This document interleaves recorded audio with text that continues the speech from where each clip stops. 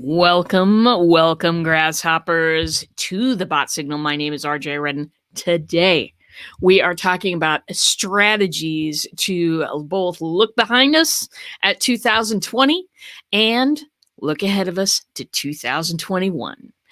So, before that, there's this. Entrepreneurs hire me to skyrocket their marketing message because most feel like they're shouting into a black hole online, or they are carbon copies of everybody else, and it gets harder and harder every day to get traction online. So I create epic engagement experiences that get people to click that button, connect with you, and convert like crazy. So today, now that you know who I am, today, strategies, my friends. I think that sometimes, we all know we should probably look back at 2020, but 2020 for a lot of people has been a mess, baby. It's been up gross and personal. And a lot of people don't like looking at stuff like that. Listen, I had an incident just this morning. Okay, my cat, Odin. Odin, we make something for him every single day so that we can get more water down that boy, because he doesn't like to drink water. And when he doesn't, he gets little infections, and it's not fun for any of us. So we mix him up a little bit of cat food, a little bit of water, and we kind of stir it up for him, and we lay it in a saucer on the table. Our pets aren't spoiled. It's fine. Anyway, we do this every morning and every evening for the little boy. Well, today, obviously, I was still half asleep when I put that little saucer down on the table because he knocked it off. He knocked it off onto the floor, breaking the saucer and spreading this cat food water mix everywhere. It was not fun. It was not a fun mess to clean up. But it was one of those things that I had to go face the music because there were little shards everywhere. I cut myself as well. There were little shards everywhere, and I can't have the boys stepping in little ceramic shards. You know what I'm saying? I've got to take care of them. I'm the parent in this situation. Why did I tell that story? Because that story has a point, and it's this. We've got to look back at 2020, even though it was a mess for a lot of us. It was a mess for a lot of us. You know what? If your business survived, you're amazing. If your business needed to redefine itself to survive, you're amazing. If you are thinking about being an entrepreneur right now, I think that's amazing too. So it's maybe time to look at some of the things that have gone on and, of course, look ahead into 2021. Now, many of you might ask, what's the difference planning for the future? We all did this at the end of 2019, not having any idea that everything that happened this year was going to happen. Listen, it's still a great skill to plan ahead. It's this. How else are you going to scale what you're doing? How else are you going to come up with new and cool things to do? How else are you going to better serve your clients? How else are you going to do that but planning ahead? If you don't plan ahead, then you're going to make what you're doing right now. If you only look at what you've done and you don't do the planning ahead, you're going to end up doing what you're doing now forever because you don't have that creative space normally on a daily basis. A lot of people do it at the end of the year. It's what I'm doing. And so I want to fill you in on a couple of strategies that I use that could be useful to you. Maybe they won't, but maybe it'll at least get you started thinking down the road of, how can we do this? Because I know that a lot of people know that they should look back and plan ahead, But if you don't have a strategy for doing so, it's going to remain this nameless pile of shoulds. You know how I feel about shoulds. They suck. So let's get a few strategies going. I'm going to tell you a couple of mine, and hopefully this will spark something for you. So one of the things that I do is I look at a lot of one of the things that I do on the regular basis is look at what software am I using? Is this valuable to me or not? Is this something that I am using for myself? Or is this something that I am using for my clients? Is this worth the money that I'm paying in? Especially if it's a monthly subscription. Monthly subscriptions are not, I'd rather have a lifetime deal. But some of the things I use just don't offer that. So what am I paying for?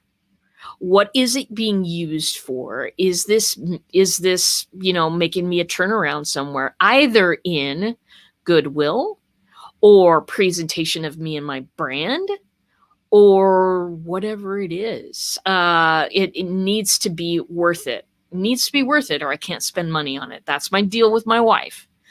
So one of the things that I do is I'm a visual person. You probably knew that already. Some of you can just make a list and make that be cool. For me, I have to draw it out on a chart. I have to have like shapes and lines, and that's me for you. For me, it's easier to visualize when I can just look at a map. It's just so much easier for me on a map than it is on a list. Some of you may be list people. Some of you might be more visual than that, whatever. Some of you might just want to grab a stack of Post-it notes and a blank section of a wall and start writing down what are the things that you're using. Start with the things that you're using first, okay? So this is what I do. I start with the things that I'm using first. I start to put those on a map. I actually do categorize them too. Is this stuff that I'm using for admin, like my QuickBooks payment? Is this something that I'm using for marketing? So I kind of try to categorize the different things that I'm paying for. You can totally do this with Post-it notes as well.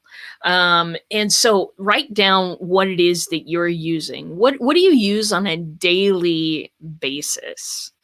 And then start to branch out from there. Start to try to think about, okay, what are you using sort of on a, maybe a biweekly or a monthly basis? Is there anything that you use that's a little bit more, shall we say, not a daily basis type of software? So that's the second step. First step, what do I use on a daily basis? Second step, what am I using regularly but not on a daily basis? And then third step is this. Here's the scary one. And it's okay. Let me just say it's okay before I tell you what the step is. You look at your bank statement and see what's coming out of there. That's the scary part, because you're going to discover a whole lot of things that are in there that you're paying for that maybe you didn't realize you were still paying for them. It happens to me every time, and I'm quite used to swallowing that pill. I'm quite used to looking through the stuff and going, you know what, that no longer fits what I'm doing. Or, hey, I replaced that tool, but I forgot to cancel it. There's all kinds of things that happen to us all the time. And it's okay to find some stuff when you're going through your bank statement. It's okay to find some stuff that maybe just does not serve you anymore, or does not serve you in a way that you thought that it would. It's okay. Now, total addendum. But if you are on AppSumo like I'm on AppSumo, and I'm on AppSumo, they do let you reverse the charges for up to, I think it's either 60 or 90 days. I think it's 90 days. I think I read that. you can buy the software, try it. If you hate it, if it doesn't fit your needs, or if you think I'm going to use this a whole bunch and you haven't used it in 2 months, you've got up to 90 days to refund, and they put the money in your bank account within like 10 minutes. I mean, it's back at you. I've found that to be really helpful. So I do go through my software regularly to figure out what's going on. Now, believe it or not, that software trick that I just taught you, that one, for me anyway, it helps me think about what I'm offering, how successful that offer is, and if I would like to continue offering that thing. Does that fit into my marketing message? Does that fit into my offerings? And, and how does it fit? Some of the things that I buy are for my VIP clients only. There's services that I offer with my VIP package, and that is okay.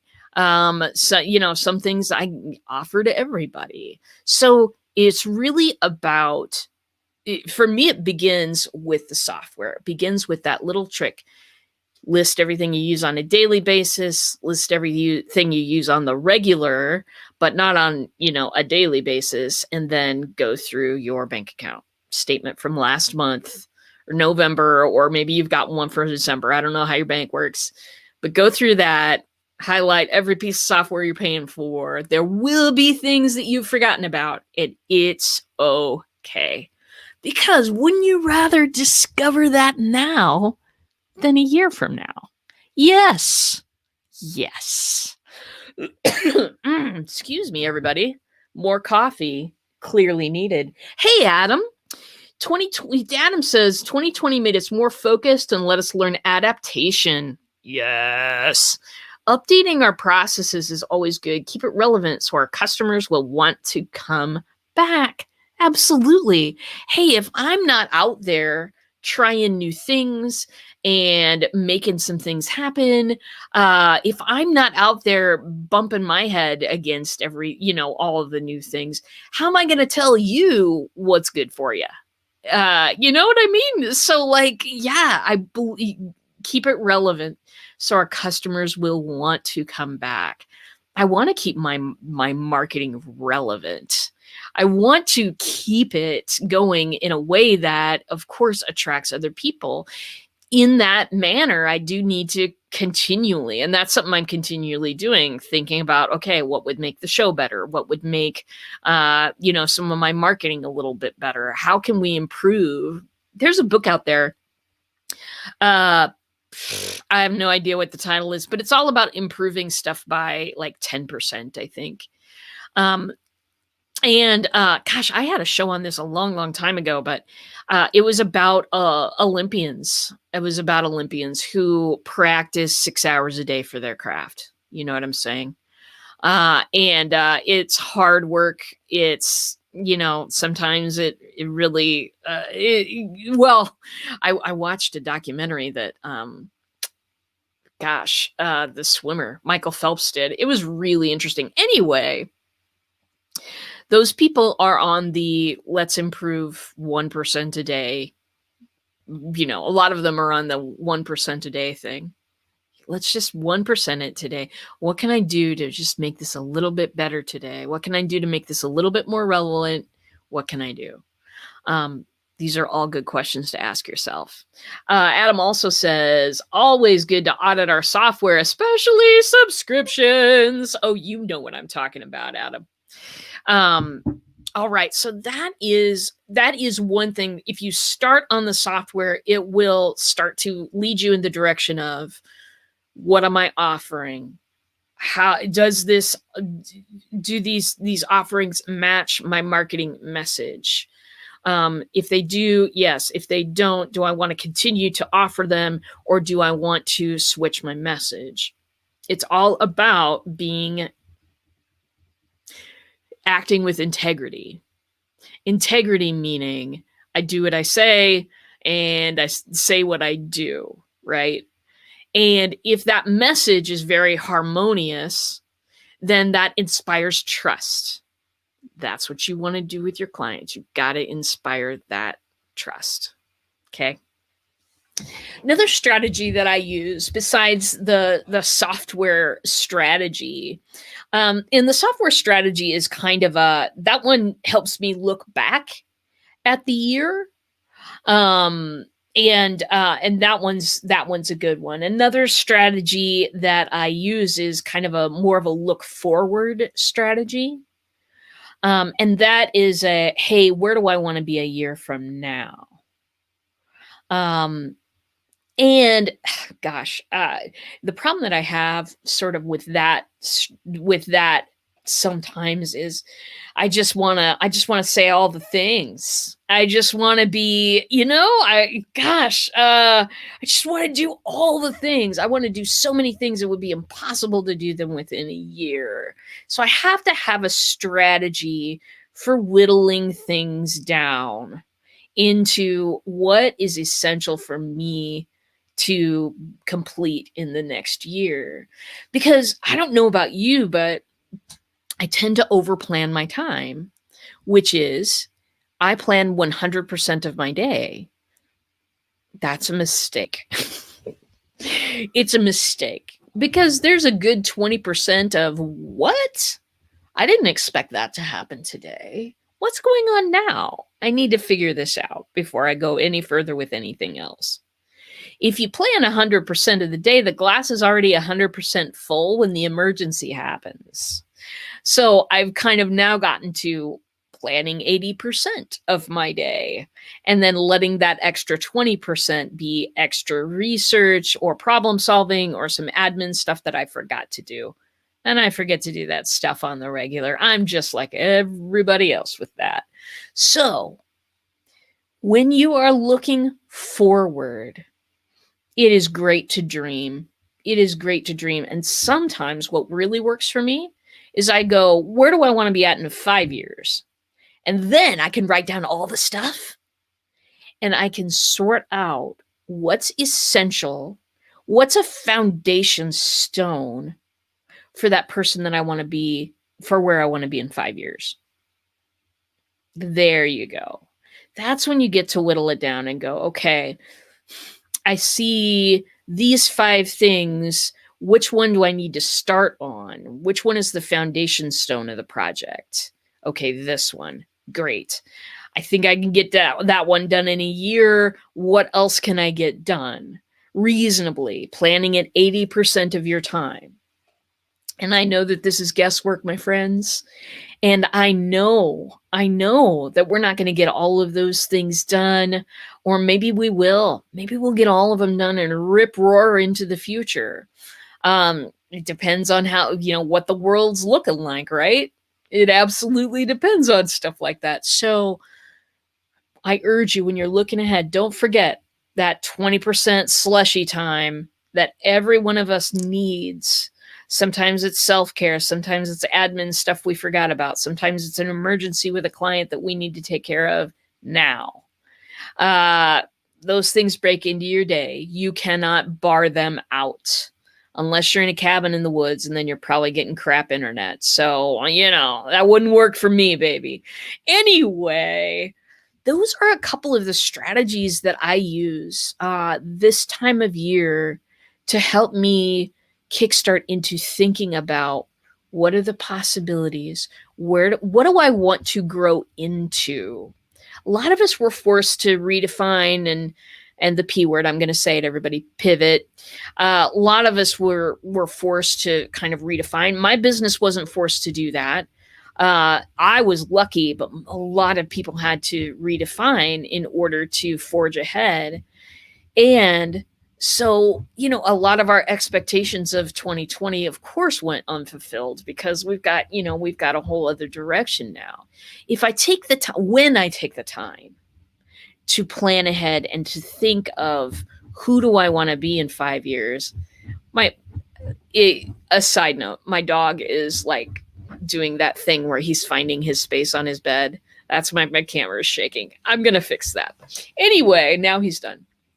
If I take the time to think about who I want to be when I grow up, and I may never grow up, but if I take that time, Then when it does come time to reinvent, or it does come time to, okay, lost that avenue, what's the next one? I don't have to scramble because I already know who I want to be when I grow up. I know what I want to have. I know what I want to, I know the service that I want to be providing, and I can just find a different avenue to provide that, right?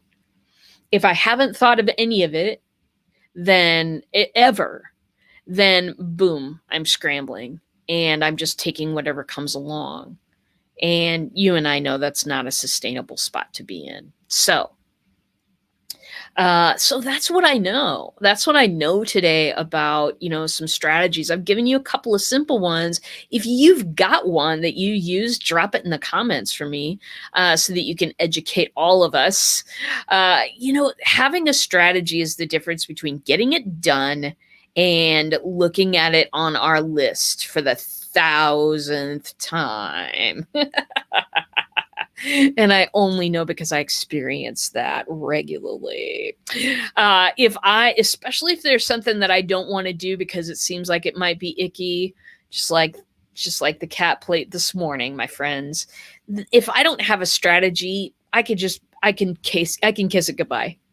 I can kiss it goodbye or just delegate it because there's no way it's getting done. For me, having the strategy means that I can start because I know what the starting step is. That's the big difference. That's why the planning gets done, because I have a strategy. If you have a different strategy, excellent. I hope that you have a wonderful time executing that. And probably in the community, we'll do some stuff that, we'll take an afternoon or whatever, and we'll go ahead and we'll just do some strategy and planning. Everybody can, do their own, but we'll just have a study hall where we're all working on it. I think that that'll help some folks as well.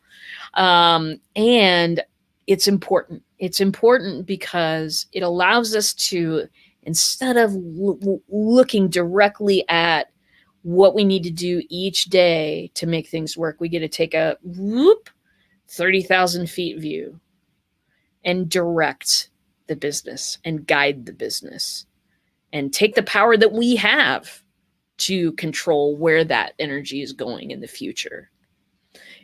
I know in 2020, it felt like you didn't have any power sometimes. I know that. I felt that too. But that feeling is never forever. It's just not. And so take advantage of some of the strategies that I've said here today. If nothing fits you, go ahead and Google it for me. Just Google it. There's a ton of strategies out there, my friends. You're gonna find one that fits you. I want your business to be strong in 2021. I want my business to be strong as well. And there's no better way of ensuring that than doing a little reflection, doing a little looking forward. All right, my friends, that is it for the day. Such a pleasure being with you. Tomorrow, we're going to do Friday wins because tomorrow's Friday. And that's when we do that type of thing. So bring me your wins tomorrow. Bring me anything you did during the week that caused you to go, yeah.